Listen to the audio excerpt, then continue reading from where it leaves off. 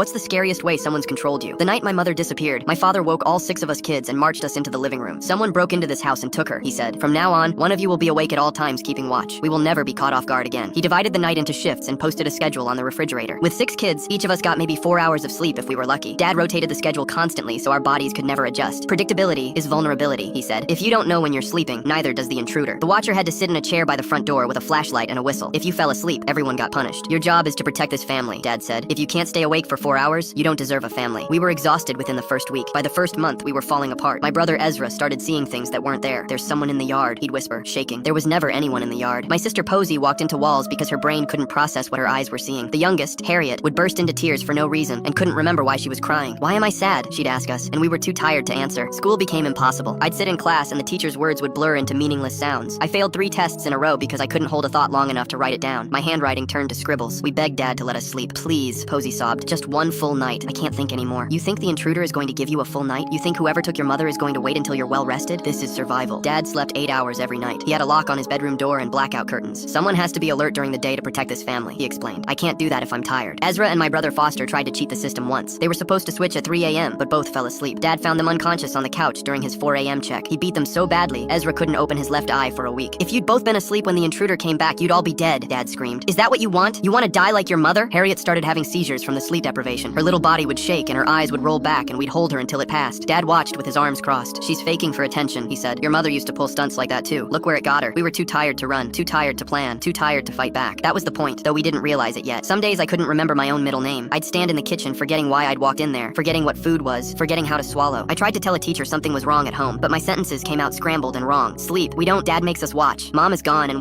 She looked at me with pity and suggested I get more rest. I wanted to laugh, but I'd forgotten how. My brother Foster stopped talking entirely. He'd just stare at walls with his mouth hanging open, too tired to form words. My sister June forgot how to read. She'd look at a page and the letters would swim and rearrange themselves into nothing. We were disappearing piece by piece, and Dad watched it happen with satisfaction. 3 years of this. 3 years of 4-hour sleep chunks that never came at the same time. 3 years of watching my siblings deteriorate into hollow-eyed zombies who jumped at shadows and couldn't finish sentences. 3 years of Dad sleeping peacefully every single night while we rotted from exhaustion. We stopped asking about Mom after the first year. We were too tired to wonder. Harriet collapsed at school during a seizure that wouldn't stop. The paramedics rushed her to the hospital where doctors found severe brain damage consistent with years of sleep deprivation. They examined the rest of us and found the same thing in different stages. Cognitive decline, memory loss, neural deterioration. How long have these children been sleeping like this? The doctor demanded. Dad tried to explain about the intruder and keeping watch and protecting the family. The police searched our house while he was being questioned. In his bedroom closet behind his winter coats, they found a box. Inside was Mom's wallet, her keys, her wedding ring, and a journal in Dad's handwriting. Day 1, the first entry read, started the watch system. They're already too tired to ask questions about their mother. By next month, they won't be able to ask questions at all. Mom was under the back porch the whole time. We were too exhausted to notice the smell.